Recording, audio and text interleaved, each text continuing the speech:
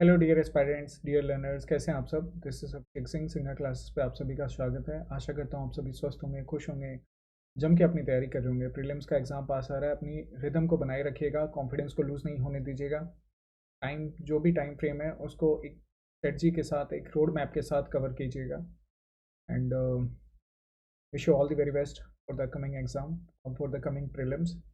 हम लोग Indian polity की ये जो सीरीज रिवीजन सीरीज चल रही है, जिसमें वन बाई वन हम लोग काफ़ी यूनिट्स तक देख चुके हैं। पार्लियामेंट तक ऑलमोस्ट सब कुछ खत्म हो चुका है। जो भी इंपॉर्टेंट यूनिट्स थे वो ऑलमोस्ट आपके खत्म हो चुके हैं। वैसे तो पार्लियामेंट इंडियन पॉलिटी ऐसा सब्जेक्ट है कि जितना बोला जाए हर सेक्शन इसमें इंपॉर्टेंट होता है, but fundamental right, DPSP, parliament, ये सब सेक्शन ऐसे हैं जहाँ से क्वेश्चन साथ नहीं आने होते हैं। वो सेक्शन हम देख चुके हैं।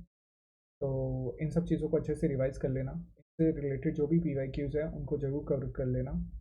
अगले मंथ से मैं इंडियन इकोनॉमी की सीरीज शुरू करूंगा, सो जुड़े रहिए। और आज हम पार्लियामेंट्री कमिटीज़ को देख लेते हैं। आगे बढ़ते हैं, आज का लेक्चर शुरू करते हैं। क्या क्या पढ़ना है आज हमें पार्लियामेंट्री कमेटी के बारे में जानना है। टाइप्स ऑफ पार्लियामेंट्री कमिटीज़ देखेंगे, उनके फंक्शंस देखेंगे, इंपॉर्टेंस देखेंगे, कॉम्पोजिशन देखेंगे, लिमिटेशंस देखेंगे। ठीक है, इन सब चीज़ों पे आज हम डिस्कशन करेंगे। वैसे पार्लियामेंट्री कमेटी होती क्या है, सबसे पहले तो ये समझते हैं। देखो, पार्लियामेंट में जब कोई भी बिल आता है, कोई भी मिनिस्टर जो है उनके द्वारा कोई बिल लाया जाता है या प्राइवेट मेंबर बिल लाया जाता है, तो ऑब्वियस सी बात है उनको हर फील्ड की स्पेशलाइजेशन नहीं होती है। अगर फाइनेंस से रिलेटेड बिल आ रहा है तो कई बार ऐसा होता है कि जो हमारे मिनिस्टर साहब हैं उनको ये इन्फॉर्मेशन नहीं होती है कि उसका एनवायरनमेंट पे क्या इफेक्ट पड़ेगा, राइट। या ऐसा तो नहीं हो रहा है कि उस बिल से किसी कॉन्स्टिट्यूशनल प्रोविज़न का कोई हनन हो रहा है ना। या फिर ऐसा तो नहीं हो रहा है कि किसी कम्युनिटी, किसी खास कम्युनिटी या किसी खास स्टेट या किसी खास एरिया को उससे कोई बुरा नेगेटिव इम्पैक्ट पड़ रहा है। ठीक है, तो बिल लाने के बाद भले ही वो देश के हित में होता है, उसके मल्टी डायमेंशंस अफेक्ट होते हैं। ठीक है, अलग अलग डायमेंशंस में बहुत तरीके के इफेक्ट होते हैं। इन इफेक्ट को एनालाइज करने का काम ही करती है हमारी पार्लियामेंट्री कमेटी।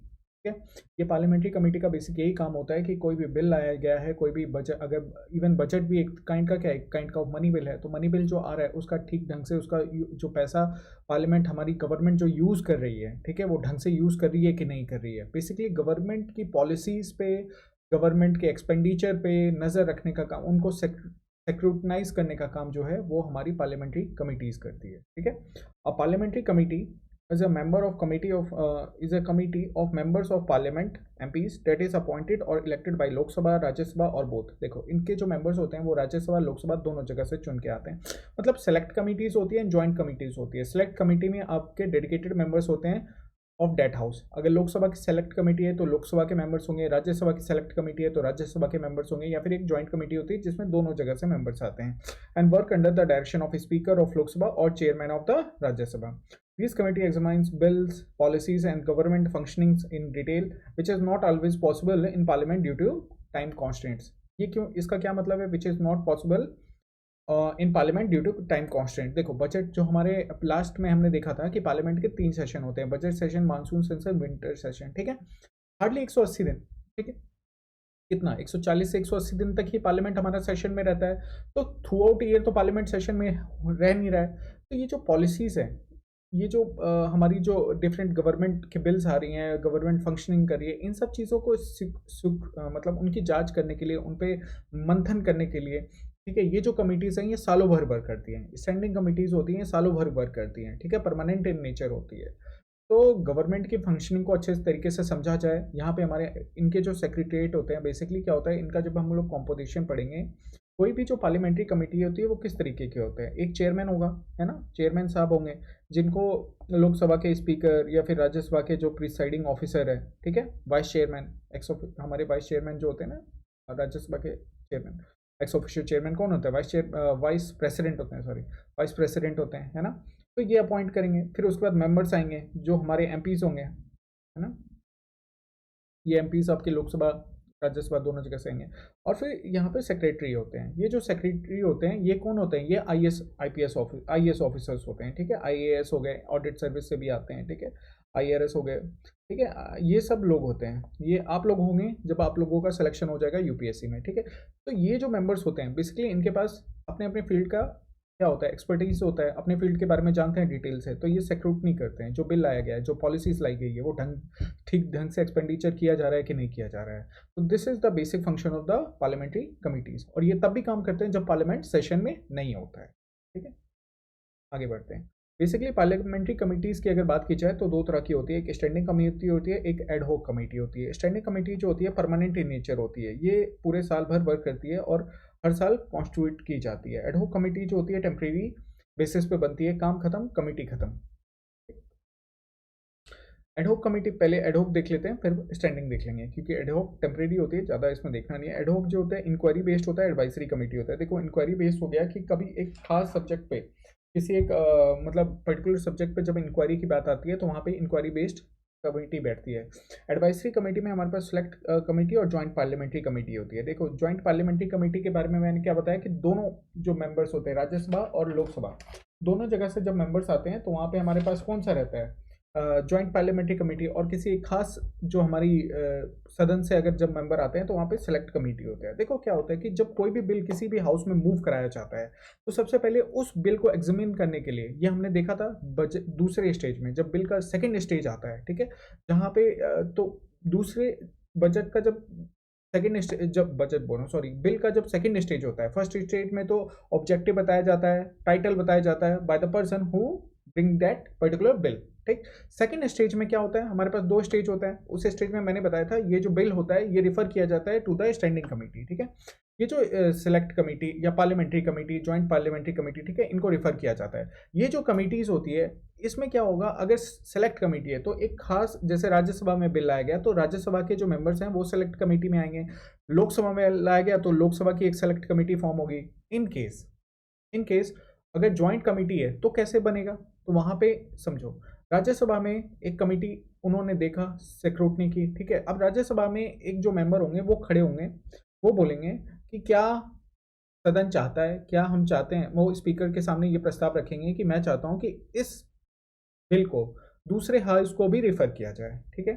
फिर स्पीकर साहब परमिशन दे देंगे कि हाँ भाई इस हाउस को दूसरे हाउस को रेफर किया जाए। फिर ये जो बिल है दूसरे हाउस, ये अब दूसरे हाउस वाले बोलेंगे अच्छा आप हमारे पास स्क्रूटनी करने के भेजो, तो दूसरे हाउस वाले बोलेंगे ठीक है हम भी अपने 15-20 मेंबर भेज देते हैं आपको, ठीक है।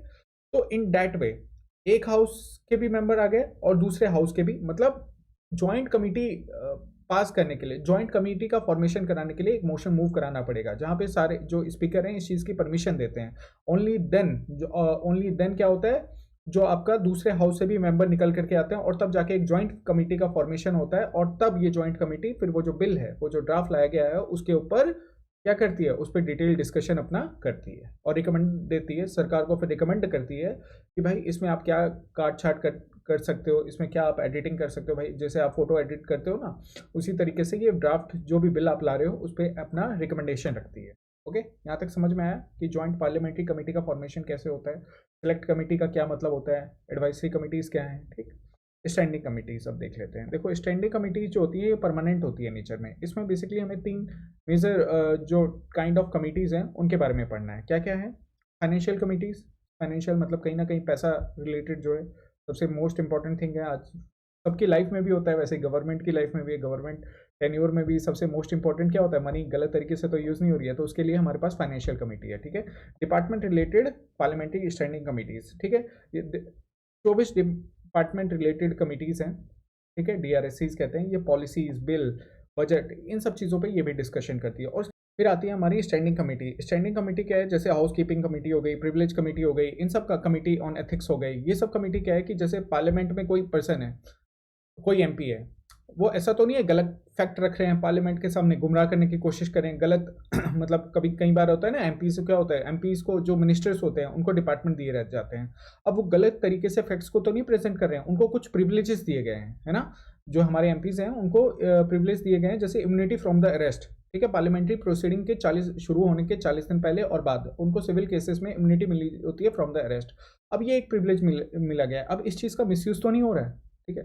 तो इस तरह की अदर स्टैंडिंग कमिटीज़ होती है। हम इन तीनों के बारे में डिटेल से पढ़ेंगे। सबसे पहले शुरू करते हैं फाइनेंशियल कमेटी के बारे में। फाइनेंशियल कमेटी में देखो तीन कमिटीज़ के बारे में हमें जानना है, public accounts committee, estimate committee और कमेटी ऑन पब्लिक अंडरस्टैंडिंग। देखो कमेटी, पब्लिक अकाउंट्स कमेटी क्या होता है, पब्लिक अकाउंट्स कमेटी क्या है, public accounts committee is one of the most important financial committees in Indian parliament. It plays a crucial role in ensuring public accountability by scrutinising government expenditure and reports of the CAG.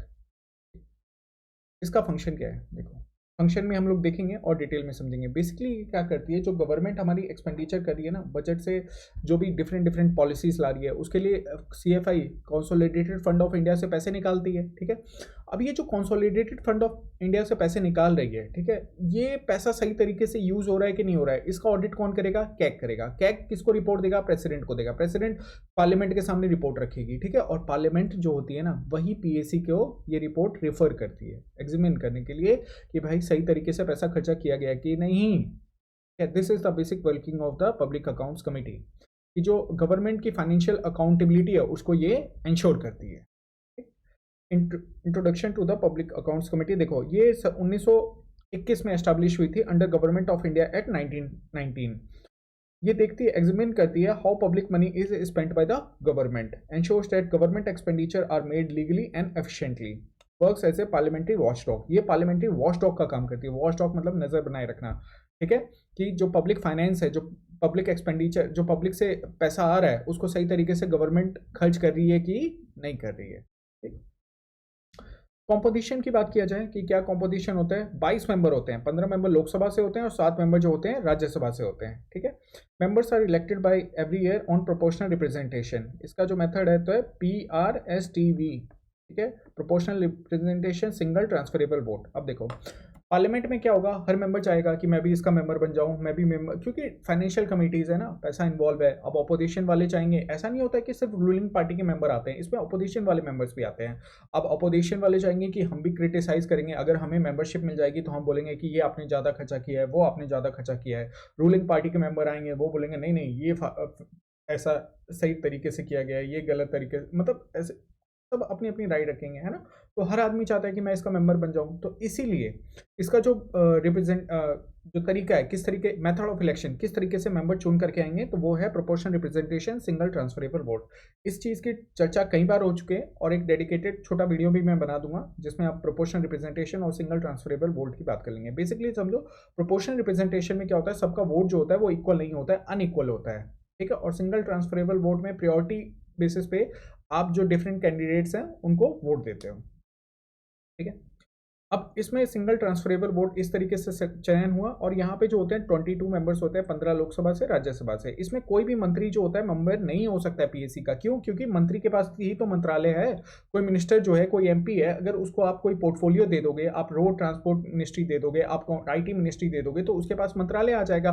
फिर वही तो खर्च करेंगे ना। Basically government खर्च क्या कर रही है, अपने मंत्रालय के थ्रू ही तो कर रही है। आप अलग अलग डिपार्टमेंट को अलग अलग फंड एलोकेट करते हो, यही फंड तो खर्च होता है। और इसी को कौन जांच कर रहा है? इसी की जांच करने के लिए आपकी पीएसी है कि जो पॉलिसीज लाई गई है किसी खास मतलब किसी कोई भी पॉलिसी में जो पब्लिक गवर्नमेंट एक्सपेंडिचर हुआ है, जो पब्लिक का पैसा खर्च हुआ है बाय द गवर्नमेंट, वो सही तरीके से हुआ है कि नहीं हुआ है। तो इसीलिए मंत्री के पास क्योंकि मंत्रालय होता है और यही मंत्रालय जो होता है गवर्नमेंट एक्सपेंडिचर करता है, मतलब पब्लिक का पैसा खर्चा करता है। इसी के लिए कोई भी मिनिस्टर जो होता है पीएसी का मेंबर नहीं हो सकता है। Chairman is from the opposition party ensuring unbiased review of the government account. देखो 1967 के बाद से जो इसके चेयरमैन है वो कौन चुने जाते हैं, वो अपोजिशन पार्टी से चुने जाते हैं। पहले इसके जो चेयरमैन थे वो हमारी रूलिंग पार्टी से आया करते थे, बट ये कन्वेंशन है, this is not mentioned anywhere in the constitution. Current की बात की जाए, chairman is usually from a senior leader from the largest opposition party in the Rajya Sabha. Functions की बात किया जाए तो examines the CAG report. CAG report को कैसे करता है, मैंने क्या कहा कि सपोज कोई पॉलिसी आई है ना। अब ये पॉलिसीज जो है उस पॉलिसी के रिगार्डिंग गवर्नमेंट को एक्सपेंडिचर चाहिए। जैसे मनरेगा की बात की जाए, अब मनरेगा में क्या है, लोगों को एम्प्लॉयमेंट देना है, एम्प्लॉयमेंट देना है तो पैसा तो चाहिए। एम्प्लॉयमेंट देगी तो लोगों को जब रोजगार दे रही है तो लोगों को उसके बदले में पे भी तो करना पड़ेगा। तो ये जो पेमेंट है ये कहाँ से आ रहा है, ये पैसा भी तो कहीं से आना चाहिए। ये पैसा हम लोग सीएफआई से गवर्नमेंट निकालेगी। अब ये जो सीएफआई का पैसा सही तरीके से मनरेगा के जितने भी जो लोग एम्प्लॉयड हुए हैं, ऐसा तो नहीं है घोस्ट एम्प्लॉयज को पैसा चला गया है सही तरीके से ऐसे, या बीच में करप्शन हो गया है ना, इस तरीके से वहाँ पे बहुत ज़्यादा घपला हो गया। तो ये सब चीज़ों को एग्जामिन करने का काम किसका होता है, कैग का होता है। कैग ऑडिट करती है कि हाँ सही तरीके से पैसे का यूटिलाइज हुआ है कि नहीं। कैग रिपोर्ट किसको देती है, प्रेसिडेंट को। प्रेसिडेंट किसके सामने रखता है, पार्लियामेंट को।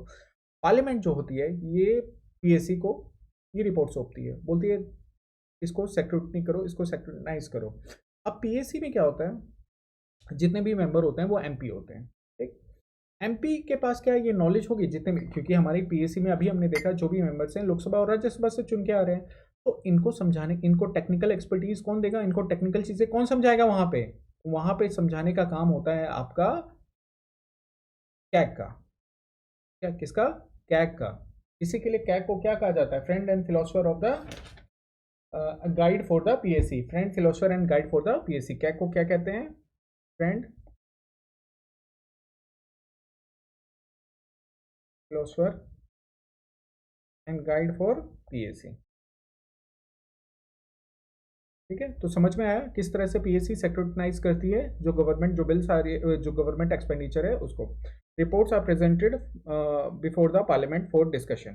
ठीक है, इसके बाद जो वो रिपोर्ट होती है वो पार्लियामेंट में रखी जाती है, उस पर डिबेट डिस्कशन अपना शुरू होता है। रिव्यूज द गवर्नमेंट एक्सपेंडिचर, अभी हमने देख लिया। Check wasteful and unauthorised expenditure, देखो जो फालतू के खर्च हो रहे हैं, ऐसा हो रहा है ना, मैंने बताया ना, जैसे करप्शन हो गया, गलत तरीके से पैसे खर्च हो गया, उसके ऊपर भी ये रोक लगाने का काम करती है। Identifies fraud, mismanagement and inefficiency in the government spending, ensures no excess spending beyond budget allocation, ensures accountability of ministries and department. Obvious ही बात है, गलत तरीके से अगर कोई मिनिस्ट्री खर्च कर रहा है तो पीएससी उसकी जांच कर ही रही है, वही तो बेसिकली काम है इसका। लिमिटेशंस की बात किया जाए तो नो एग्जीक्यूटिव पावर। ठीक है, इसकी जो बातें होती हैं, जो ये रिकमेंडेशंस देती है, वो एडवाइजरी नेचर में होती है, इसको ये एनफोर्स नहीं करवा सकती है। PSC can examine and recommend but it can not enforce it's finding. जो भी इनको फाइंडिंग्स मिलती है कि गलत तरीके से पैसे खर्च हुआ या सही तरीके से खर्च हुआ, they are only advisory in nature, उनको ये एनफोर्स नहीं करा सकती। ठीक है, कि आपको यहाँ पे कम खर्च करना चाहिए था ज़्यादा, या यहाँ पे आपने गलत, यहाँ पे मिसमैनेजमेंट हुआ है, ये सारी एडवाइजरी इन नेचर होती है। Can not question the policy decisions, it can review financial transaction but can not question the government policies. भाई गवर्नमेंट की पॉलिसीज पे ये क्वेश्चन नहीं कर सकती है। ठीक है, अब वो गवर्नमेंट से क्वेश्चन नहीं कर सकती है कि आपने ये पॉलिसी क्यों लेके आया है, जब यहाँ पे इस तरीके से खर्च हुआ है, या इस तरीके से ये गलत तरीके से मिसमैनेजमेंट हुआ है, या यहाँ पे पैसे को सेव किया जा सकता था। इस तरह के क्वेश्चन गवर्नमेंट से क्वेश्चन नहीं कर सकती। ठीक है, depends on the government response. Government is not legally bound to implement the PSC recommendation. मैंने कहा ना, पीएससी की जो रिकमेंडेशन होता है एडवाइजरी इन नेचर होता है, उनकी रिकमेंडेशन को इंप्लीमेंट करना नहीं करना ये गवर्नमेंट पे डिपेंड करता है। डिलेड एग्जामिनेशन, ऑब्वियस ही बात है, पोस्टमार्टम, एक तरह से पोस्टमार्टम एनालिसिस वो कर रही है ना, एनालिसिस कर रही है। क्यों? क्योंकि जब पूरा खर्चा हो गया, सब कुछ हो गया, उसके बाद पीएससी क्या कर रही है? एग्जामिन कर रही है कि मनी किस तरीके से खर्च हुआ है। तो पब्लिक अकाउंट्स कमेटी समझ में आ गया? समझ में आ गया तो लाइक कर देना। चलो फिर एस्टिमेट कमेटी की बात करते हैं। देखो एस्टिमेट का क्या होता है कि गवर्नमेंट जब बिल बजट अपना प्रेजेंट करती है तो एस्टिमेट रखती है कि हम इस यहाँ पे इतना खर्चा करेंगे। डिफरेंट मिनिस्ट्रीज जो होती है डिमांड फॉर ग्रांट रखती है। ठीक है, ये अलग अलग जो मिनिस्ट्रीज होती है वो डिमांड फॉर ग्रांट्स रखती है। ठीक है, तो उनको डिमांड फॉर ग्रांट मिल गया, सबको मिल गया। तो ये जो एस्टिमेट दिया गया है कि इतना खर्च, जो जो एस्टिमेट ये डिफरेंट डिपार्टमेंट दे रही है, और जब उनको एलोकेशन दिया गया है, ठीक है, वो सही तरीके से दिया गया है कि नहीं दिया गया है। ऐसा तो नहीं है कि जितना उन्होंने पैसा मांगा, अब मनरेगा के लिए अगर डिपार्टमेंट पैसा मांग रहा है, ठीक है, अगर गवर्नमेंट पैसा मांग रही है, या अगर कोई road trans infrastructure national pipeline policy के लिए अगर डिपार्टमेंट पैसा मांग रहा है, तो क्या वो जो पॉलिसीज लाई है, तो उस पॉलिसी में जितना पैसा खर्चा होना है, और जो उसके उस पॉलिसी में जो चीज़ें इंप्लीमेंट हो रही है, ये मैच हो रहा है? ठीक है, ऐसा तो नहीं है कि 10 रुपये का काम है आप 100 रुपये मांग रहे हो। ठीक है, तो जो आपका एस्टिमेट कमेटी का यही काम होता है कि जो एक्सपेंडिचर होना, मतलब पॉलिसी के अकॉर्डिंग, पॉलिसी इंप्लीमेंटेशन के अकॉर्डिंग जो एक्सपेंडिचर हुआ, किया गया है, वो सही किया गया है कि नहीं किया गया है। जो बजट उनको पैसा दिया गया है डिपार्टमेंट को, गवर्नमेंट बजट के बाद जो पैसा लिया है बजट एलोकेशन के नाम पे, वो पैसा सही तरीके से यूज़ किया गया है कि नहीं किया गया है। ठीक है, estimate committee is one of the 3 major financial committee in parliament. It plays a crucial role in examine government expenditure policy and budget estimate to ensure efficiency and economy in the spending. अगर इसकी बात की जाए तो 1950 में ये पहली बार form हुआ था अंडर आर्टिकल 118। ठीक है, एस्टिमेट कमेटी के जो, मतलब किसके अंडर में फॉर्म हुआ था, इनके ये जो है ना, जॉन मैथाई के रिकमेंडेशन पे फॉर्म हुआ था। और जॉन मैथाई उस समय के हमारे फाइनेंस मिनिस्टर थे, और वो काफ़ी बड़े मतलब एक्सपर्ट माने जाते हैं, मतलब फाइनेंस के फील्ड में। ठीक है, कौन? John Mathai. Largest parliamentary committee in the membership, terms of membership. ठीक है, इसमें जो होते हैं आपके 30 मेंबर्स होते हैं, और सारे के सारे मेंबर जो होते हैं लोकसभा से आते हैं। बेसिकली बजट कहाँ पे शो हो रहा है आपका, लोकसभा में ही तो आ रहा है ना। तो यहाँ पे जो सारे मेंबर्स होते हैं वो लोकसभा से ही आते हैं। Examines the demand for grant, budget estimate of ministry and department. जो आपके डिमांड फॉर ग्रांट्स रखते हैं, जो डिफरेंट, मैंने अभी समझाया, डिफरेंट डिपार्टमेंट जो होते हैं वो अपनी डिमांड्स बताते हैं कि हमारे डिपार्टमेंट में इतना खर्चा होने वाला है, हमारे डिपार्टमेंट में इतना खर्चा होने वाला है। तो ये जो खर्चा उनको दिया गया है वो सही तरीके से दिया गया है। ऐसा तो नहीं है कि 10 रुपये का खर्चा है, आपने उनको 100 रुपये एलोकेट कर दिया है, ये चीज़ तो नहीं है। तो इसको कौन चेक करेगा, ये चेक किया जाता है by the estimate committee. Ensures that public funds are spent economically and efficiently.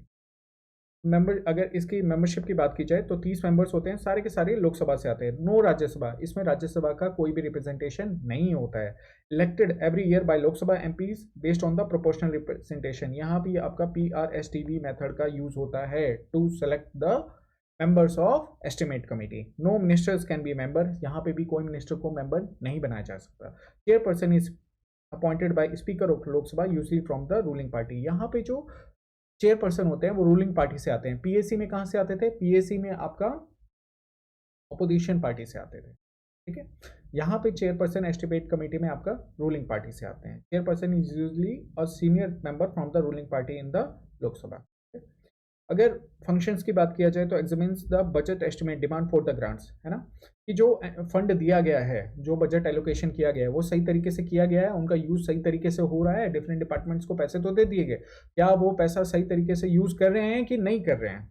Suggest economics in the expenditure, identifies areas where government can save money. ये उन एरियाज को रिकॉग्नाइज करती है जहां पे गवर्नमेंट पैसा बचा सकती थी। सपोज कोई पॉलिसी लाई, अगर उस पॉलिसी में कुछ कट कुट करके पॉलिसी सेविंग की जा सकती थी, उस चीज़ को ये बताती है। बेसिकली देखो क्या होता है कि जो एस्टिमेट कमेटी होती है इसका हमारी जो गवर्नमेंट होती है ये भी बताती है ना कि अगले साल तुम्हारा क्या होगा, कुछ बजट भी आने कि कहाँ कहाँ से गवर्नमेंट जो है बजट अपना सोर्स ऑफ इनकम क्या होगा, सोर्स ऑफ इनकम गवर्नमेंट कहाँ से पैसा लाएगी। तो ये जो एस्टिमेट दिखा रही है ये सही है कि नहीं है, इसको भी एग्जामिन करने का काम आपका एस्टिमेट कमेटी ही करती है।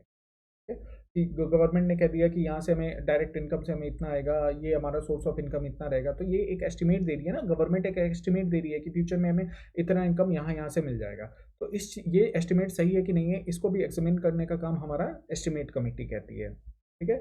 और जो एक्सपेंडिचर किया गया है, गवर्नमेंट ने जो खर्च किया है या गवर्नमेंट जो खर्च करने वाली है, ठीक है, ये जो खर्च किया है गवर्नमेंट ने किसी भी पॉलिसी पे, वहाँ पे कहाँ पे पैसा सेव किया जा सकता था, this function is performed by the estimate committee. Improves efficiency of the government department, analyze working method of the ministries and suggest reforms, evaluates whether public funds are achieving desired outcomes or not. ये evaluate करती है कि जितना पैसा दिया गया है, जिस काम के लिए दिया गया है, उसके अकॉर्डिंग पब्लिक डिपार्टमेंट अपना जो टास्क है उसको परफॉर्म कर रहे हैं कि नहीं कर रहे हैं, उसके अकॉर्डिंग अपने टारगेट्स को अचीव कर पा रहे हैं या नहीं कर पा रहे हैं। Reviews progress of the government schemes, examines whether government projects and schemes are implemented properly, मतलब गवर्नमेंट पॉलिसीज को ढंग से इंप्लीमेंट किया जा रहा है कि नहीं किया जा रहा है। Identifies delays, mismanagement and inefficiency. Limitations की बात किया जाए तो इसका भी यही है कि can not examine the policy unlike the public accounts committee, the estimate committee can not question the government policies. देखो यहाँ पे एस्टिमेट कमेटी जो होती है गवर्नमेंट पॉलिसीज को क्वेश्चन नहीं कर सकती है, can not audit the expenditure. देखो it examines only budget estimate not the actual spending. Estimate के बारे में मैंने बताया कि गवर्नमेंट कहाँ कहाँ खर्च करने वाली है, ठीक है, तो वो जो खर्च करने वाली है वहाँ पे गवर्नमेंट के बारे में ये एस्टिमेट कमेटी क्या बोलती है कि भाई आप जो खर्च करने जा रहे हो उसको हम लोग ऑडिट करेंगे, ठीक है। नो डायरेक्ट एग्जीक्यूटिव पावर, इसकी भी रिकमेंडेशन जो होती है एडवाइसरी होती है, गवर्नमेंट उस पर जरूरी नहीं है कि उन एडवाइस को, उन रिकमेंडेशन को इंप्लीमेंट करेगी कि नहीं करेगी। Limited scope in reviewing expenditure, unlike PAC, यहाँ पे कैग का सपोर्ट नहीं मिलता है। देखो PAC में क्या होता था, कैग का सपोर्ट मिलता था, कैग जो होता है friend and philosopher of the PAC कहा जाता है, बट जो आपका पब्लिक अकाउंट्स एस्टिमेट कमेटी होते हैं यहाँ पे कैग जैसे पर्सन नहीं होते हैं जो टेक्निकलिटीज को समझा पाए। अगर दोनों को कंपैरिजन किया जाए तो पब्लिक अकाउंट्स कमेटी में 22 मेंबर होते हैं, एस्टिमेट कमेटी में आपके 30 मेंबर होते हैं। यहाँ पे चेयरपर्सन अपोजिशन से आते हैं, यहाँ चेयरपर्सन रूलिंग पार्टी से आते हैं। यहाँ जो एस्टिमेट एक्सपेंडिचर के बारे में क्या होता है, पब्लिक अकाउंट्स कमेटी में आपका जो भी पॉलिसी है उस पर एक्सपेंडिचर कर दिया जाता है। यहाँ पे एस्टिमेट जो एस्टिमेट दे रही है, जैसे गवर्नमेंट कहाँ से पैसा लाएगी, उस एस्टिमेट को एग्जामिन करने का काम आपका जो होता है वो कौन करता है? एस्टिमेट कमेटी करती है। Based on the CAG report, यहाँ कैग रिपोर्ट दी जाती है, यहाँ डिमांड फॉर ड्राफ्ट, जो different different demands of drafts रखे जाते हैं अलग अलग मिनिस्ट्रीज के द्वारा, ठीक है, वो सही है कि नहीं है। 100 रुपये ऐसा तो नहीं है 10 रुपये का खर्चा और 100 रुपये आप दे रहे हो, ठीक है। तो इस चीज़ को एग्जामाइन करती है। कैन पॉलिसी को कोई भी क्वेश्चन नहीं कर सकता है। फाइनेंशियल इरेगुलरिटीज जो होती है, ठीक है, उसको पब्लिक अकाउंट्स कमेटी देखती है और वेस्टफुल एक्सपेंडिचर का देखने का काम हमारा एस्टिमेट कमेटी करती है, ठीक है। समझ में आ रहा है चीज़ें? कोई डाउट तो नहीं हो रहा है? कोई भी अगर आपको डाउट होता है, जब भी आप इस लेक्चर को देखें, आपको कोई भी डाउट लगे तो आप मुझे टेलीग्राम पे मैसेज कर सकते हैं या फिर कमेंट सेक्शन में जाकर के आप चीज़ों को रिगार्डिंग मैसेज कर सकते हैं। अब committee on the public undertaking, ठीक है, ये थर्ड फाइनेंशियल कमेटी है। Committee on public undertaking is one of the 3 major financial committees of the Indian parliament, ठीक है। It primarily examines the performance, functioning and financial operations of the public undertaking to ensure the accountability and efficiency. देखो, public undertakings क्या होती है? जिनमें government का share 50% से ज़्यादा होता है, 50% या उससे ज़्यादा होता है, उनको पब्लिक अंडरटेकिंग कहा जाता है, ठीक है। तो इनका जो एक्सपेंडिचर होता है, इनका जो फाइनेंशियल अकाउंटेबिलिटी है, इसको इंश्योर करती है by the committee on the public undertakings. अगर इसके बारे में बात की जाए तो established in 1964 to oversees the performance of the public sector undertaking, ये 1964 में एस्टैब्लिश की गई थी। पीएसी 1921, एस्टिमेट कमेटी 1950 और public COPU committee on public undertaking हमारी 1964 में एस्टैब्लिश हुई थी। Ensures PSUs operate efficiently, transparently and in public interest. अब ऐसा थोड़ी ना है कि पब्लिक जो हमारी पीएसयूज है, जिसको गवर्नमेंट पैसा दे रही है, वो किसी भी तरीके से अपना खर्चा खर्च करेगी, ठीक है, मन जहां मन किया वहां खर्च कर दिया, नहीं। उनकी भी अकाउंटेबिलिटी बनती है कि आपको अगर कंपनी को प्रॉफिट दिलाना है आपको, तो वो पब्लिक इंटरेस्ट में होना चाहिए, ठीक है। ऐसा नहीं होता है कि आप रैंडम तरीके से कुछ भी खर्च किए जा रहे हो, कोई भी बिल्डिंग बना दी, ठीक है, ऐसा नहीं है। आपको जो खर्च है वो सही तरीके से करना होगा। Works as a parliamentary watchdog over government owned companies. Composition की बात की जाए तो इसमें 22 मेंबर होते हैं, 15 लोकसभा से, 7 राज्यसभा से होते हैं। इसमें भी किसी मिनिस्टर्स को मेंबर नहीं बनाया जाता है। जो इसमें भी जो मेंबर चुने जाते हैं, टर्म तीनों का 1 साल होता है, ध्यान रखना। चाहे आप पीएससी की बात करो, चाहे एस्टिमेट कमेटी की बात करो, चाहे कमेटी ऑन पब्लिक अंडरटेकिंग की बात करो, तीनों का जो टर्म होता है वो 1 साल का होता है। Elected annually by the parliament based on the proportional representation. ये हर साल इसके मेंबर जो होते हैं PRSTV मेथड से चुने जाते हैं, ठीक है। Chairperson is appointed by the speaker and usually from the ruling party.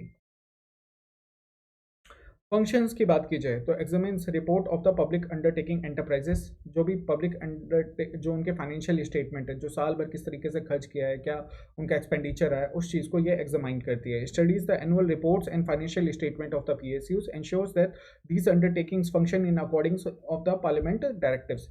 ये जो जिस तरीके से गवर्नमेंट डायरेक्शन दिया है कि भाई आपको इस वे में खर्च करना है, आपको मतलब ऐसा नहीं होना चाहिए कि गलत तरीके से खर्च नहीं होना चाहिए, बस ये कहने का सही। Reviews the performance and efficiency of the PSUs, evaluates whether PSUs are working efficiently and profitably. ये उनका प्रॉफिट भी चेक करती है कि जो आप एक्सपेंडिचर कर रहे हो उससे ऐसा तो नहीं है कि आप प्रॉफिट ही नहीं बना पा रहे हो। द लॉस मेकिंग PSUs जब चली जाती है तो गवर्नमेंट क्या करती है, फिर ये स्टेक होल्ड करना शुरू कर देती है ना। BSNL के लिए जैसे बहुत कोशिश किया गवर्नमेंट ने सेल करने का, बट कोई उनको खरीदने वाला ही नहीं मिला, है ना। तो प्रॉफिटेबली इंश्योर करने का भी काम हमारा कौन करती है, हमारा कमिटी ऑन पब्लिक अंडरटेकिंग करती है, ठीक है। Identifies cases of mismanagement, inefficiency and corruption, ये करप्शन और मिसमैनेजमेंट की भी जांच करती है। Analyses investment and financial performance of the PSUs, ये जो है कैपिटल इन्वेस्टमेंट और एक्सपेंडिचर जो है, जो भी कंपनी में कैपिटल इन्वेस्टमेंट हो गया, जैसे बड़ी बड़ी आपको मान लो बिल्डिंग खड़ी करना या बड़ी बड़ी मशीनरी प्रोक्योर करना, इन सब चीज़ों को भी एग्जामिन करते हैं कि सही तरीके से खरीदा गया है, वहाँ पे ऐसा तो नहीं है कि कोई स्कैम हुआ है किसी तरीके का। Ensure the PSUs are not wasting the public money, ठीक है। Examines report of the CAG on the PSU, ठीक है। CAG की रिपोर्ट जो PSUs का भी ऑडिट कौन करता है, आपका CAG करता है, ठीक है। तो ये जो CAG की रिपोर्ट है ऑन PSU, उसको भी ये देखती है कि वहाँ पे किसी तरह का फाइनेंशियल इरेगुलरिटीज या मिसमैनेजमेंट तो नहीं हुआ है। चलो 3 हमने आज समझ लिए, कौन सा, PAC, एस्टिमेट कमेटी और कमिटी ऑन पब्लिक अंडरटेकिंग्स, ठीक है। अगर लिमिटेशंस की बात की जाए तो can not examine the all PSUs। भाई इतनी सारी PSUs है, क्या ये पॉसिबल है कि साल भर में सारी PSUs को ये एग्जामिन कर पाएगी? हार्डली 9-10 PSUs ही एग्जामिन कर पाती है। Only examine PSUs where government hold 50% और more share, does not cover private companies और joint ventures. With low government stake, जहाँ पे गवर्नमेंट का स्टेक कम होता है वहाँ पे ये एग्जामिन नहीं करती है। Limited power to enforce direction, can only recommend changes, the government is not legally bound to follow them. हमने तीनों में देखा, चाहे पब्लिक अकाउंट्स कमेटी हो, एस्टिमेट कमेटी हो, चाहे आपका कौन सा है आपका कमेटी ऑन पब्लिक अंडरटेकिंग, इनकी जो रिकमेंडेशंस होती है वो लीगली बाउंडिंग नहीं होती है। Can not question on public decision making, unlike other committees COPU can not question the policy matters that are related to formation of the PSUs through investigation process। Last बताया ना कि बहुत सारी PSUs हैं, उनको रिव्यू कर पाना, सारी PSUs को क्या रिव्यू कर पाना पॉसिबल है? नहीं। एक कंपैरिजन देख लेते हैं। पब्लिक अकाउंट्स कमेटी जो होता है 22 मेंबर होते हैं, 15 लोकसभा से, 7 राज्यसभा से। एस्टिमेट कमेटी में सारे मेंबर हमारे लोकसभा से होते हैं। कमेटी ऑन पब्लिक अंडरटेकिंग में 22 मेंबर होते हैं, इसमें भी आपके 15 लोकसभा, 7 राज्यसभा से आते हैं। चेयरपर्सन जो होते हैं अपोजिशन से आते हैं या रूलिंग पार्टी से आते हैं, यहाँ भी रूलिंग पार्टी से आते हैं। एस्टिमेट कमेटी में ही सिर्फ रूलिंग पार्टी से, आपके जो PAC है इसी में अपोजिशन से आते हैं, बाकी एस्टिमेट कमेटी और कमेटी ऑन पब्लिक अंडरटेकिंग में जो होते हैं रूलिंग पार्टी से आते हैं। गवर्नमेंट एक्सपेंडिचर्स पोस्ट स्पेंडिंग, ये भी जो पब्लिक अकाउंट्स कमेटी होती है ये पोस्ट एक्सपेंडिंग करती है, मतलब खर्च करने के बाद जांच करती है। जो एस्टिमेट कमेटी होती है प्री स्पेंडिंग, बेसिकली यहाँ एस्टिमेट पे क्वेश्चन किए जा रहे हैं कि जो आप एस्टिमेट दे रहे हो वो सही है कि गलत है, ठीक है। और जो आपका कम्युनिटी ऑन पब्लिक अंडरटेकिंग है ये PSUs के बारे में वहाँ का एग्जामिन करती है, उनके फाइनेंशियल रिकॉर्ड्स को खंगालती है, उनको चेक करती है। Based on the CAG report, based on the DOG demand for grants and the PSU reports and the CAG report. Policy पे कोई भी क्वेश्चन नहीं कर सकता है। How much money was spent, how many should be spent and PSU functioning and performance. जो PAC है वो देखती है कि किस तरीके से पैसे को खर्च किया गया, एस्टिमेट कमेटी देखती है कि किस तरीके से पैसे को खर्च किए जाना चाहिए, और पब्लिक अंडरटेकिंग जो है वो क्या देखती है कि पब्लिक PSUs ने किस तरीके से पैसे को खर्च किया है। Financial committees, I hope clear हो गया होगा। फाइनेंशियल कमिटीज में कोई भी डाउट नहीं रहा होगा, ठीक है। अगर फेमस केस और कंट्रीब्यूशन की बात किया जाए तो एयर इंडिया का जो फाइनेंशियल क्राइसिस हुआ था, ठीक है, उसको COPU ने एग्जामिन किया था। कोल इंडिया, अभी तो पहले एयर इंडिया क्या था, एयर इंडिया आपका खुद की एक PSU हुआ करती थी, बात अभी तो टाटा ने ले लिया है, पहले तो गवर्नमेंट के अंदर में थी ना। कोल इंडिया इनएफिशिएंसी रिपोर्ट, ये भी आपने studied mismanagement in the coal India limited.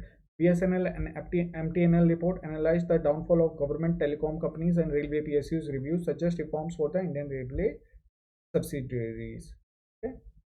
ये सारा जो है contribution है by the COPU Committee on Public Undertaking।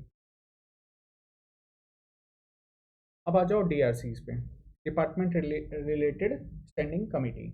Department related standing committees जो हैं ये हमारे देश में 24 हैं। कितने हैं हमने स्टार्टिंग में देखा था, कितना फाइनेंशियल कमिटीज 3 हैं, 24 जो हैं हमारे DRSCs हैं, डिपार्टमेंट रिलेटेड स्टैंडिंग कमिटीज, ठीक है। अब DRSCs की बात की जाए तो इसमें 16 जो है आपकी लोकसभा की है और 8 जो है राज्यसभा की है। नहीं, 16 हमारी लोकसभा के पास है और 8 जो है हमारी राज्यसभा के पास है। DRSC acts as a mini parliament providing detail scrutiny of the government policies, bills, budget before they are debated in the Parliament. These committees were introduced in 1993 to strengthen the parliamentary oversight, improve governance and ensure accountability। इनका basically क्या होता है काम, different जब government policies लाती है different, जैसे suppose DOG, अब बजट सेशन के बाद क्या होता है, DRSC का सबसे मेन काम क्या होता है, बजट सेशन हुआ, बजट सेशन में जनरल डिस्कशन के बाद जो दोनों हाउसेज होते हैं उनको एक रिसेस दिया जाता है, उनको एक ब्रेक दिया जाता है, ठीक है। इस जनरल डिस्कशन के दौरान जो DOG होते हैं, अलग अलग डिपार्टमेंट जो होते हैं अपने डिमांड्स रखते हैं कि हमें इतना पैसा चाहिए, इतना पैसा चाहिए, इतना पैसा चाहिए। ये जो DRSCs है ना, ये डिमांड फॉर जो डिमांड्स आती है अलग अलग डिपार्टमेंट से, उनको ये सेक्रूट नहीं करती है, उनको जांच करती है कि भाई ये जो डिमांड रखी गई है ये सही तरीके से रखी गई है कि नहीं रखी गई है, ठीक है। देखो वहाँ पे एक फाइनेंशियल कमेटी और DRSC में एक एस्टिमेट कमेटी और DRSC में एक डिफरेंस है। एस्टिमेट कमेटी के पास जो DOGs, मैंने वहाँ पे भी डिमांड फॉर ग्रांट्स की बात की थी, ठीक है, तो वहाँ पे है वोटिंग के बाद शुरू होता है काम, यहाँ पे वोटिंग से पहले शुरू होता है। वोटिंग से पहले शुरू होने का क्या मतलब है, वोटिंग से पहले शुरू होने का ये मतलब है कि जब आपका बजट के बाद ब्रेक दिया जा रहा है आपके लोकसभा और Rajya Sabha, that is the recess period, ठीक है, तो वहाँ पे डिफरेंट डिपार्टमेंट जो डिमांड्स रखी है, इन डिमांड्स की जाँच करती है आपकी ये DRSC, ठीक। DRSC जांच करेगी, उसके बाद फिर से पार्लियामेंट आपका वापस मिलेगा, पार्लियामेंट आपका क्या होगा, रिसेस के बाद वापस से पार्लियामेंट मिलेगा। अब ये डीआरएससी ने जो रिपोर्ट तैयार की, ये जो डिमांड्स आई थी उनमें रिपोर्ट्स तैयार की कि भाई ये इतना एक्सपेंडिचर इस डिपार्टमेंट ने मांगा है, ये सही है या गलत है, इतना यहाँ पे कट किया जा सकता है, ये बढ़ाया जा सकता है। इनका डिटेल डिस्कशन होगा, यहाँ पे पार्लियामेंट में वोटिंग की जाएगी और इस वोटिंग से पहले है ना, ये जो डीआरएससी की रिपोर्ट है इसको डिस्कस किया जाता है। ठीक है, डिस्कशन करने के बाद जितनी भी डिमांड्स है उस पर कट मोशन पास किए जा सकते हैं। कट मोशंस क्या होता है कि भाई इतना मनी एलोकेट किया गया है, इसको कम कर देते हैं। ठीक है, अगर मान लो आपने किसी पे 1 लाख करोड़ एलोकेट किया है तो उसको कट करके 50,000 करोड़ तक किया जा सकता है। तो ये किसके बेसिस पे करते हैं? ये डीआरएससी की रिपोर्ट के बेसिस पे किया जाता है। और फिर जब एक बार इतना अमाउंट सैंक्शन हो गया कि इतना अमाउंट मान लिया कि हाँ इस काम के लिए इस डिपार्टमेंट को इतना पैसा चाहिए, फिर इस डिमांड पे वोटिंग की जाती है और तब जाके डिमांड्स जो होते हैं ग्रांट्स बन जाते हैं। That is demand become the grants, demand for grants, है ना।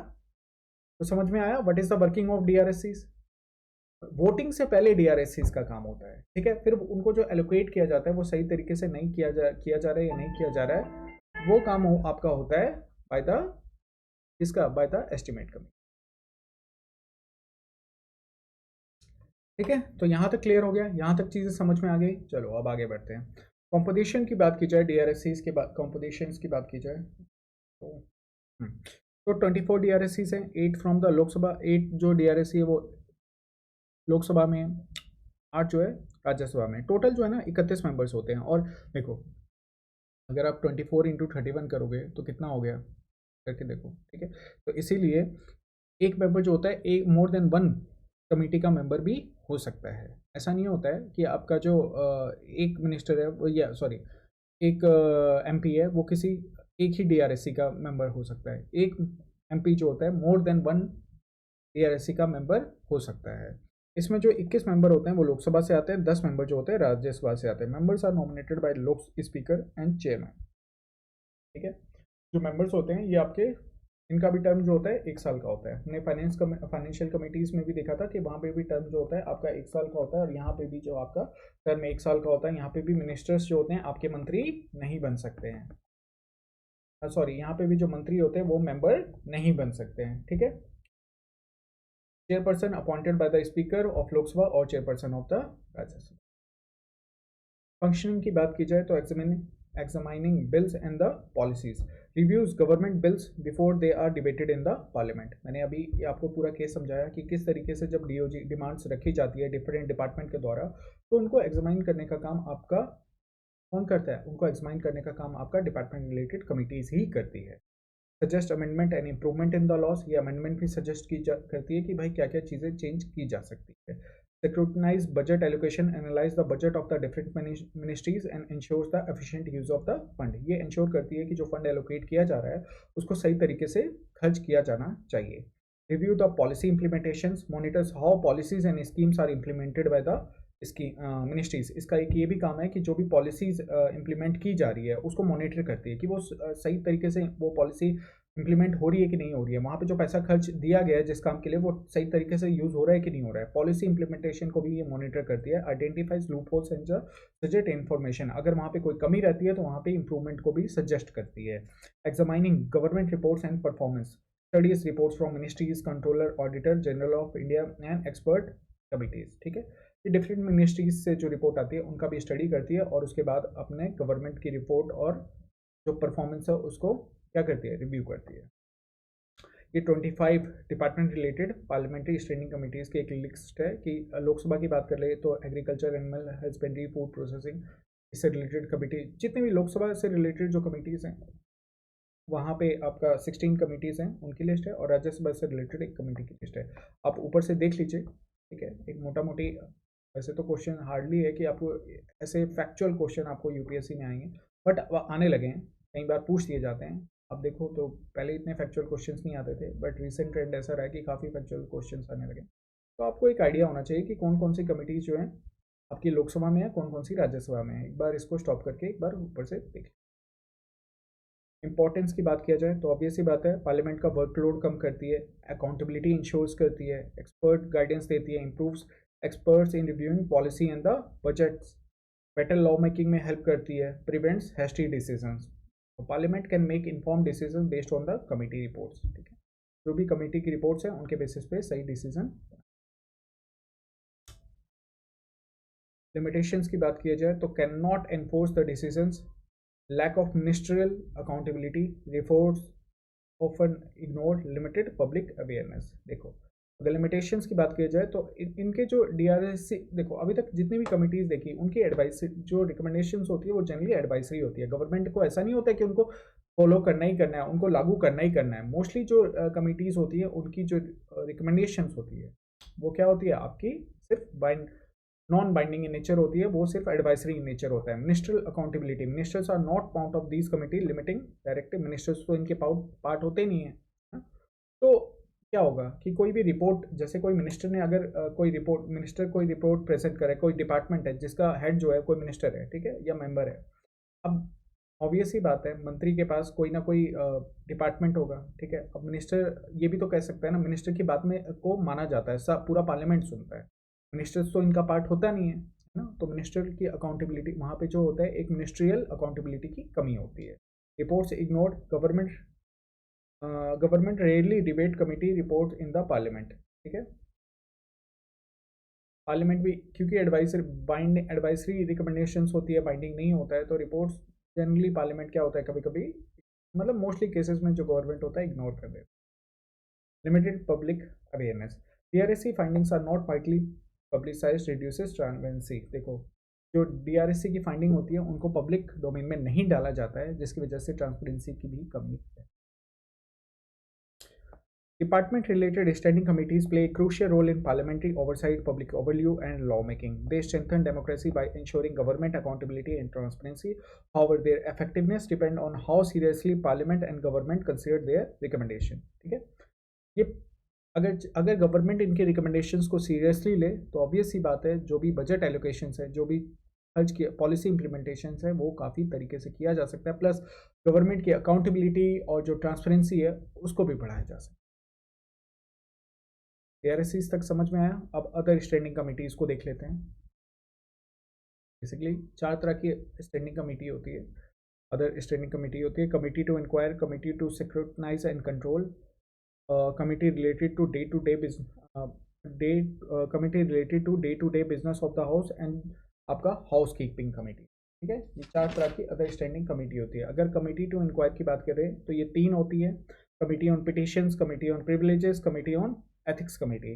Committee to scrutinise and control, इसकी बात करें तो 16 ऐसी कमिटीज़ होती है। हम सिर्फ इंपॉर्टेंट कमिटीज़ को देखेंगे। 16 ऐसी कमिटीज़ होती है, जैसे committees on welfare of SC and STs, committee on empowerment of women, joint committee on office of profit, committee on government insurance. Sorry, मज़ा आ रहा है, समझ में आ रहा है? कोई दिक्कत हो तो प्लीज़ कमेंट सेक्शन में मुझे बताना, ठीक है। आई विश आपको चीज़ें समझ में आ रही होंगी, कोई दिक्कत नहीं हो रही होगी, ठीक है।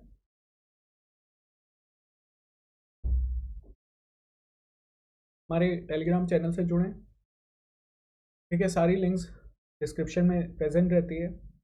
आप टेलीग्राम ज्वाइन कर सकते हैं, वहाँ पे फ्री मैगजीन डेली अवेलेबल होती है। इवन अब द हिंदू का भी डेली एनालिसिस आने वाला है, एंड मैं इंडियन इकोनॉमी की भी सीरीज़ शुरू करने वाला हूँ। तो जो भी, और ये जो सीरीज़ होगी वो लाइव लेक्चर होगी। तो हमारे जो अपडेट्स हैं उनके साथ हमेशा जुड़े रहने के लिए आप हमारे चैनल को सब्सक्राइब करें, हमारे टेलीग्राम चैनल से जुड़ें। जो भी कंटेंट मैं डेली डाल रहा हूँ उसे चाहिए वो हमारे टेलीग्राम चैनल पे फ्रीली अवेलेबल होते हैं।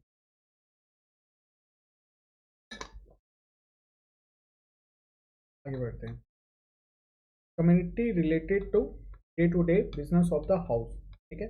ये भी हमारे पास 4 होती हैं। Business advisory committee, committee on privilege private members bill and resolution rules committee, committee on absence of the members, ठीक है। हाउस कीपिंग कमेटी कौन कौन सी है? जनरल पर्पस कमेटी हो गई, हाउस कमेटी हो गई, लाइब्रेरी कमेटी हो गई, joint committee on salary and alliance of the members, ठीक है। ये भी हमारे पास 4 होती है, 4 टोटल, ठीक है। तो कमेटी इंक्वायर कितनी हो गई? 3 हो गई। आपका committee to scrutinise and control 16 हो गई।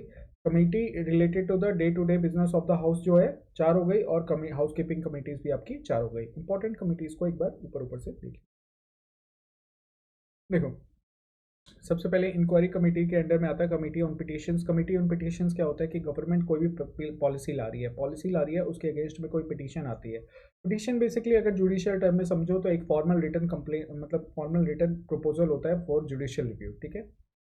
ये एक तरह मतलब उस पर एक तरह का एग्जामिन करने के लिए कि भाई इस चीज़ को आप देख लो, ये सही है कि गलत है। तो कोई भी अगर जो कमेटी ऑन पिटिशंस क्या है कि कोई भी एमपी जो है या कोई बिल आ रहा है, कोई सरकार कुछ ऐसा ला रही है, कोई एक्शन ला रही है, उसके खिलाफ कोई पिटीशन आता है तो उस पे जो रिव्यू करने का काम है, उसको देखने का काम जो है वो कमेटी ऑन पिटीशन करती है। Examine petition submitted by citizens और MP regarding grievances against the government actions और policies, suggestion, solutions and ensure necessary government action. ये सॉल्यूशन भी सजेस्ट करती है। कमेटी ऑन प्रिविलेजेस, जैसे हम मैंने पहले भी बताया था कि हमारे एमपीज हो गए, उनको कुछ प्रिविलेजेस दिए गए हैं। जैसे आप पे 40 दिन से जब भी पार्लियामेंट्री प्रोसीडिंग शुरू होने वाली है, कोई भी पार्लियामेंट्री सेशन शुरू होने वाला है, उसके 40 दिन पहले एंड आफ्टर आप पे सिविल केस नहीं हो सकता। आप जो भी पार्लियामेंट में डिस्कशन कर रहे हो, डिबेट कर रहे हो, उसको किसी कोर्ट ऑफ लॉ में चैलेंज नहीं किया जा सकता। तो ये सब क्या है, प्रिविलेजेस है जो हमारे एमपीज को दी गई है। बट इनका मिसयूज़ तो नहीं हो रहा है। आप ऐसा तो नहीं है जा करके गाली गलौज करना शुरू कर दो वहाँ पे पार्लियामेंट में, आप गलत फैक्ट रखना शुरू कर दो पार्लियामेंट में। इनका मिसयूज तो नहीं हो रहा है। तो this is seen bye the committee on privileges. और ये जनरली आपने देखा होगा, ये हमेशा एक party ruling party opposition party पे हमेशा यूज़ करती रहती है। इनका मिसयूज भी बहुत ज़्यादा होता है। इन्वेस्टिगेट केसेस वाले where parliamentary privileges of MP और the house have been violated, recommends action against those responsible for the breach, ensures freedom of speech and independence of the parliament. Ethics committee examine misconduct और unethical behaviour of the MPs. आपने कई बार देखा होगा वो कुर्सी वुर्सी उठा के फेंक देते हैं, है ना, स्पीकर के ऊपर ही कुर्सी फेंके जा रहे हैं, ठीक है, बिल फाड़ दिया। तो क्या है, आप एथिक्स जो है उसको तोड़े। जो पार्लियामेंट हाउस का एक हर हर इवन आपने ऑफिस में भी देखा होगा, हर ऑफिस का अपना एक डेकोरम होता है ना। तो ये डेकोरम प्रॉपर्ली मेंटेन हो रहा है कि नहीं हो रहा है, ये चीज़ देखी जाती है बाय द एथिक्स कमेटी की। ऐसा तो नहीं है कि बिल्स फाड़ के फेंक दे रहे हो आप, शोर शराबा कर रहे हो, कोई बिल नहीं पास होने दे रहे हो। तो all these things are under the ethics. Investigate allegations of the corruption, conflict of interest और code of conduct of violation, can recommend penalties, warnings and expulsion of MPs in extreme cases. Each house has its own ethics committee.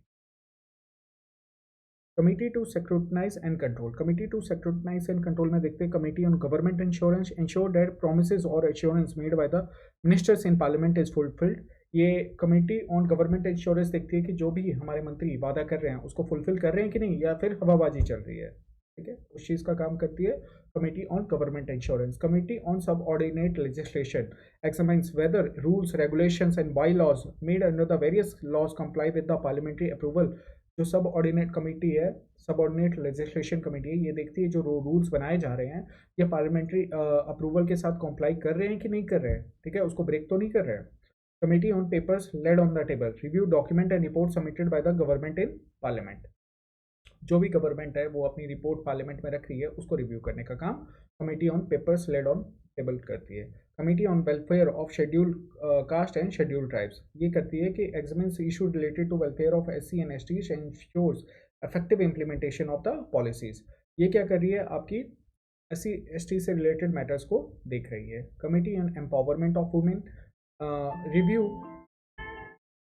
Laws, policies and programs related to women empowerment and gender equality. ये जो है women empowerment, committee on empowerment of women, obvious सी बात है women related issues को देख रही है। कमेटी ऑन पिटिशंस, ठीक है, examine petitions from citizens regarding related to the government policies and administration। I think committee on petition जो है आपका इंक्वायरी कमेटी में होता है, यहाँ पे ये नहीं आएगा, ये इंक्वायरी कमेटी का पार्ट है। उसके बाद देखते हैं committee related to day business of the house. आपका बिजनेस एडवाइजरी कमेटी, ये क्या करता है, शेड्यूल जो किस तरीके से हमारा हाउस चलेगा, क्या वर्किंग आवर्स होंगे, उन सब चीज़ों पे आपका बिजनेस एडवाइजरी कमेटी जो होता है ये आप मैनेज करता है।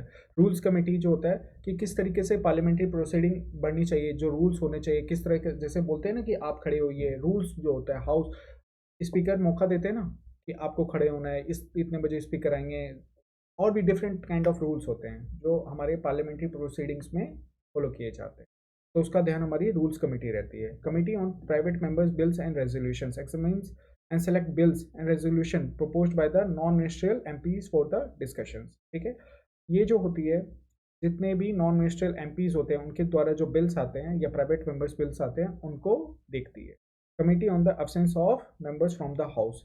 देखो ये भी चीज़ होता है कि ऐसा कुछ मेंबर्स हैं जो पूरे, ऐसा तो नहीं है कि कोई एमपी जो होते हैं वो पार्लियामेंट में आ ही नहीं रहे, है ना, शामिल ही नहीं हो रहे हैं, अपनी जनता की बात ही नहीं रख रहे हैं, आते ही नहीं है वो, तो उस चीज़ का ध्यान रखती है आपका committee on the absence of members from the house. House keeping committee में एक इंपॉर्टेंट कमेटी है जनरल पर्पस कमेटी, जो डिस्कस करती है important matters referred bye the speaker of the Lok Sabha and chairperson of the Rajya Sabha. General purpose committee का काम क्या होता है कि जो भी मैटर्स लोकसभा स्पीकर या फिर चेयरपर्सन द्वारा रेफर किए गए उनमें देखना। तो यहाँ पे हमारा पार्लियामेंट्री कमिटीज़ खत्म होता है। अगर रिव्यू किया जाए तो आज हमने क्या क्या देखा, एक बार देख लेते हैं।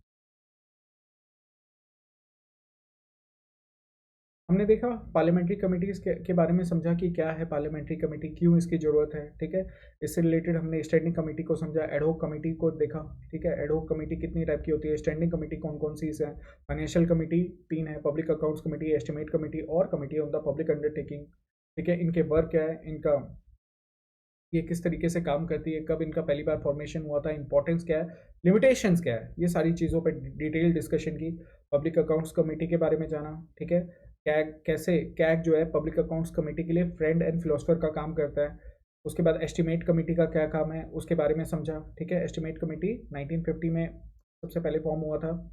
एस्टिमेट कमेटी के बाद हमने क्या देखा, हमने फिर लास्ट में देखा public committee on the public undertaking, और फिर जाकर के तीनों को कंपेयर किया। ठीक, उसके बाद डिपार्टमेंट डीआरएससीज की बात की कि डीआरएससीज का काम क्या है, किस तरीके से ये बजट जो है उसको, बजट में जो डिमांड्स रखी जाती है उसको जांच करने का काम करती है। ठीक है, कितनी डीआरएससीज हैं, डिफरेंट डीआर लोकसभा और राज्यसभा से रिलेटेड डीआरएससीज को देख लेना आप लोग भी एक बार जरूर, ऊपर ऊपर से देख लेना, कभी पूछा जा सकता है। एटलीस्ट स्टेट रिलेटेड जो पीएससीज आते हैं, ये जो यहाँ पे एक्चुअल क्वेश्चन ज़्यादा आते हैं, वहाँ पे ये क्वेश्चन आने के चांसेस होते हैं। अतः स्टैंडिंग कमेटी में देखा हमने, कमेटी टू इंक्वायर देखा, 4 तरह की देखा ना। कमेटी टू इंक्वायर कितनी, 3 तरह की है, committee on petitions, committee on privileges, ethics committee, committee to scrutinise and control. ठीक है, ये 16 तरह की होती है। फिर हाउस कमेटी और आपकी committee related to the day to day business of the house, ये भी 4 तरीके। चारों में जो इंपॉर्टेंट कमिटीज़ है उनको हमने देखा, उनके फंक्शंस को जाना। तो उम्मीद करता हूँ आज का ये लेक्चर आप सभी को समझ में आया होगा। आप हमसे फेसबुक, इंस्टा, यूट्यूब और टेलीग्राम पे जुड़ सकते हैं। सारे लिंक्स हमारे डिस्क्रिप्शन में प्रेजेंट है। वीडियो पसंद आया तो लाइक जरूर कर दिया करो, शेयर किया करो अपने दोस्तों के साथ। ये video series free of cost चल रही है, यहाँ पे सारे लेक्चर्स को 1 बाय 1 खत्म किया जा रहा है। एंड हम लोग काफ़ी आगे आ चुके हैं इस जर्नी में, तो आगे के लेक्चर्स में आप हमसे जुड़े रहें। Wish you all the very best, stay tuned to सिंगा क्लासेस।